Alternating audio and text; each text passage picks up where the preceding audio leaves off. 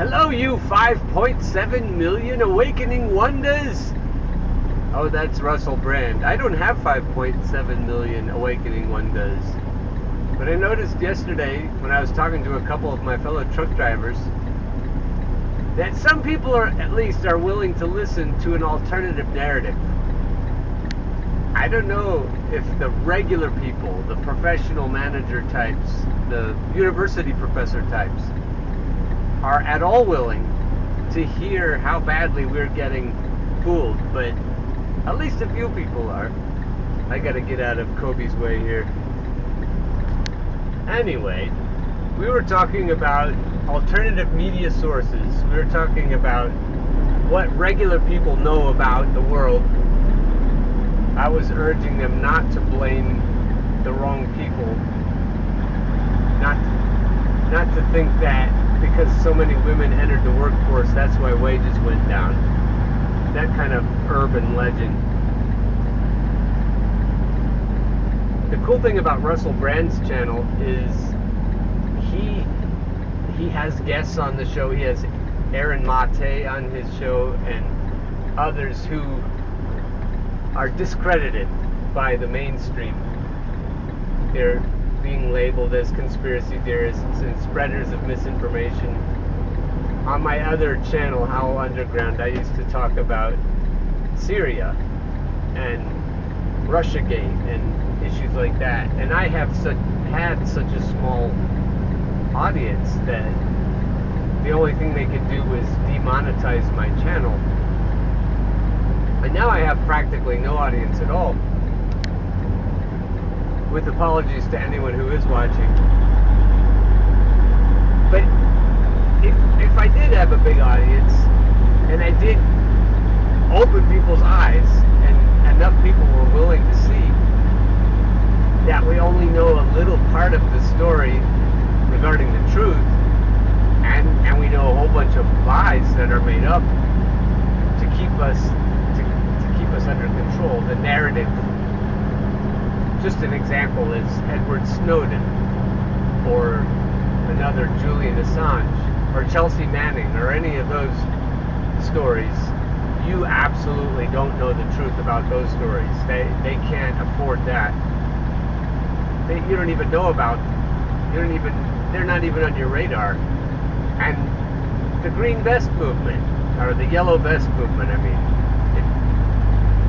if you look at all the things that you really should know, and if the media wanted you to know, they would pound it into you.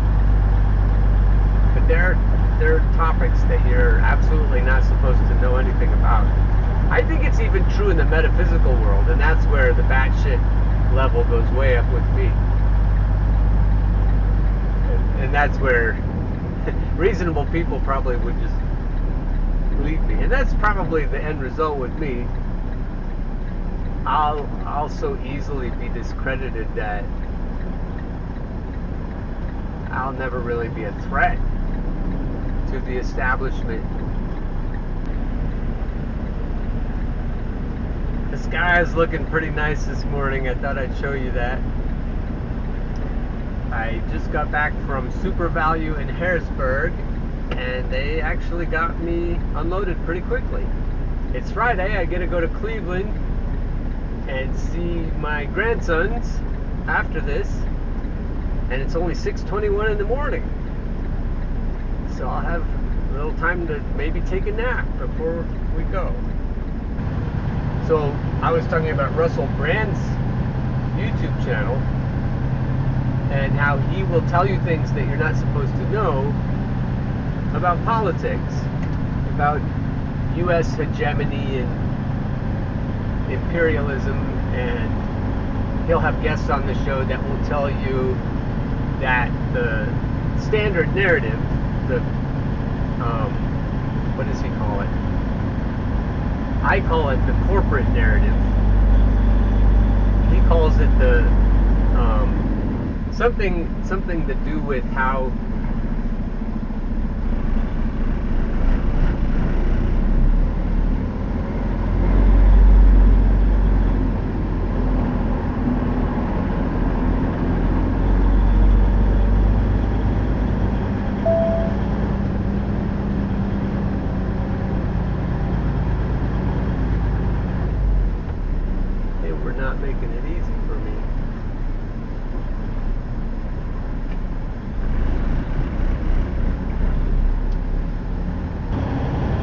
whatever Russell or Aaron Mate or such people call it, it's the standard story that you're supposed to get if you're a regular person watching Fox or MSNBC. It doesn't matter.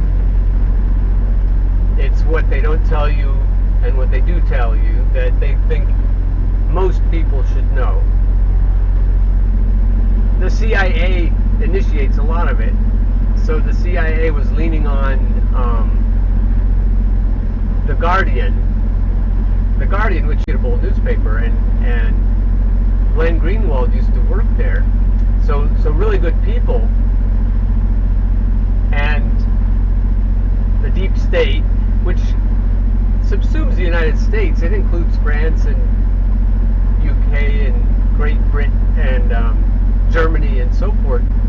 The powers, the multinational corporate powers, own all the Western governments. So it's that narrative. It's the story you're supposed to know. And everybody in the Western media who wants to keep their jobs, and that was explained a lot on my other channel, Howl Underground. The people who want a career to go somewhere know what to talk about, and more importantly, what not to talk about. And so for you to hear what you need to know to be informed, you have to kill your television. You can't expect to find out what you need to find out from legacy news. Even Walter Cronkite and Dan Rather were part of that machinery, that manufactured consent. So you have owners, they own you. You're slaves, but you think you're not because they use this manufactured consent to get you to think that you are thinking. But you're not. You're just digesting and spewing. And everybody who watches the news, especially the people who argue with each other, they sound like parrots. They just repeat what they're told in the same order, in the same cadence. It's crazy. Matt Orfalea is a videographer, and he took clips of all the different talking heads in local news media and recorded them saying exactly the same sentences at the same speed. Even he could mash it up and have them all saying it together in a chorus. It's astounding. They all agree with each other. They all say the same things because they're all told what to say, because a few people own all of the media. They own all the news that you and I get to hear, says George Carlin. So they're manufacturing what we think about things, and we think we're free. There's nothing like freedom.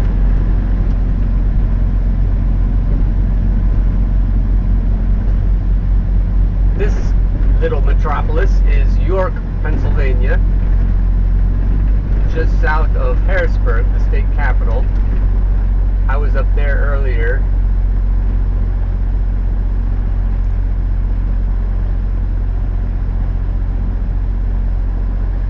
Around 2 in the morning.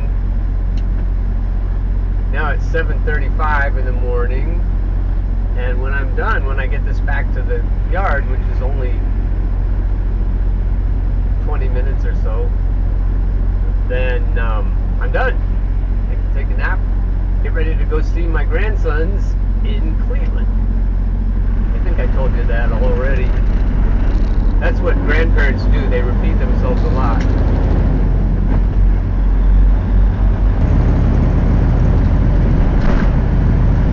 Anyway, alternative news media. There are people you should be listening to. Matt Orfalea is not a source of information, but he's a good videographer. Glenn Greenwald is a Pulitzer Prize-winning journalist who used to work for The Guardian, as I said. Chris Hedges used to work for the New York Times. they've been discredited and gotten disgusted and quit. Matt Taibbi, Rolling Stone magazine. Just a few people who actually tell you the truth, and they aren't really allowed on the in the mainstream places. So they are on Substack and YouTube and other places. Russell Brand has taken up the torch. Lee Camp is a truth teller. Jimmy Dore often is a truth teller. A couple of my truck driver buddies were asking me, well, where do you find? And so I was trying to put them all together in one place in case they watch this. And then they can start down the rabbit hole. Caitlin Johnstone is another source of truth. She's an Australian writer. And all of those writers acknowledge each other. So you'll be able to follow some of them and then learn about the other ones. And then you'll branch out from there as new writers courageously give up all of the perks and everything else. The Gray Zone. Aaron Mate is on the Gray Zone, and his partner on there is really good, and I can't remember his name right now. Max Blumenthal is the person I was trying to think of. This is what Wikipedia says, lest you trust Wikipedia about anything. This is what Wikipedia says about the Gray Zone. It's a far-left news website and blog founded and edited by American journalist Max Blumenthal, who is one of the most accurate people out there. That was me saying that. The website, initially founded as the Gray Zone Project, was affiliated with Alternet before becoming independent in early 2018. The website's news content is generally considered to be fringe. Generally considered. By whom? By the CIA. It is known for misleading reporting and sympathetic coverage of authoritarian regimes. This is such bullshit. And this is Wikipedia. So this is supposedly a bunch of people getting together and presenting a nonpartisan view of things. So you're not going to find out what you need to find out by trusting authoritative sources. It's more like authoritarian sources. But the Gray Zone has a web page, grayzone.com probably. So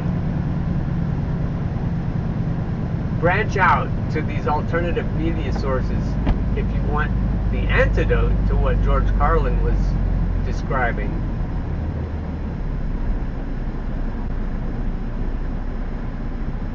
Noam Chomsky is the one that talked about manufactured consent. Noam Chomsky used to be a voice of reason, and then he got paranoid and told us to vote for Hillary. He also told us to vote for Joe.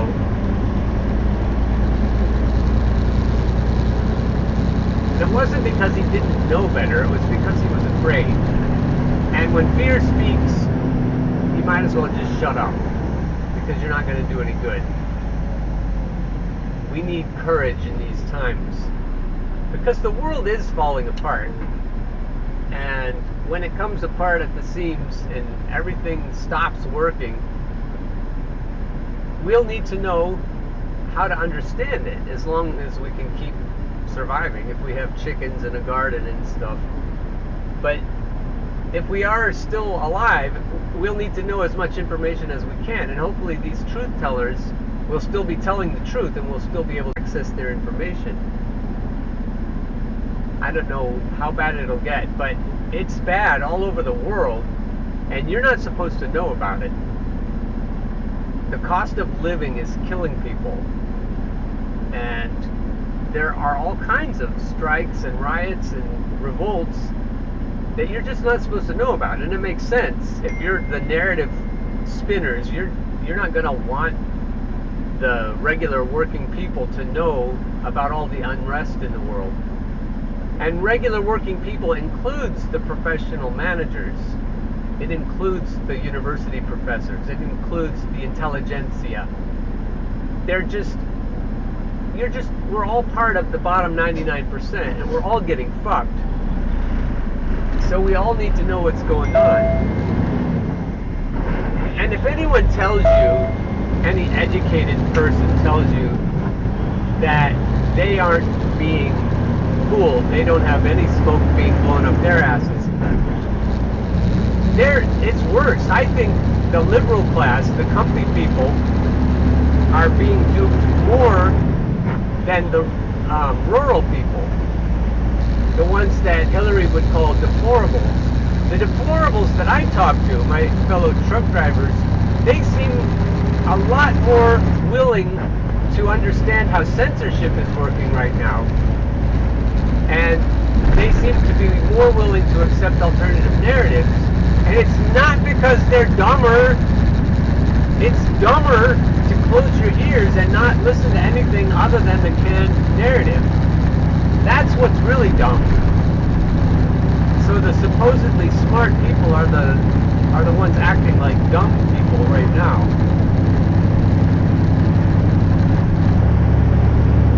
Our only hope really comes down to who's willing to accept that we've been lied to since well before Walter Cronkite was on the airwaves. We've been lied to all the way through, as Noam Chomsky was trying to teach us, but seemingly has forgotten, because he's a fucking sheepdog. Sheepdogs are the people who try to get reasonable voters to vote for unreasonable, heinous candidates, because the other side's candidates are so much worse. And you just have to stop believing it. And you have to stop voting, as I told you in another show. And you won't to do that unless you get off the beaten path, turn off the legacy media, and start paying attention to what's actually happening in the world. And if you want more people than the list I've given you in this show, just ask, and I'll track down more people. There are a number of good people, but you won't have heard of them. So let me know if you're interested, and I'll tell you. Oh, the cattle are standing like statues. Oh, the cattle are standing like statues.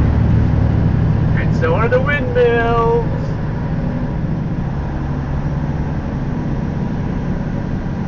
In 3/4 of a mile, arrive at home, on the right.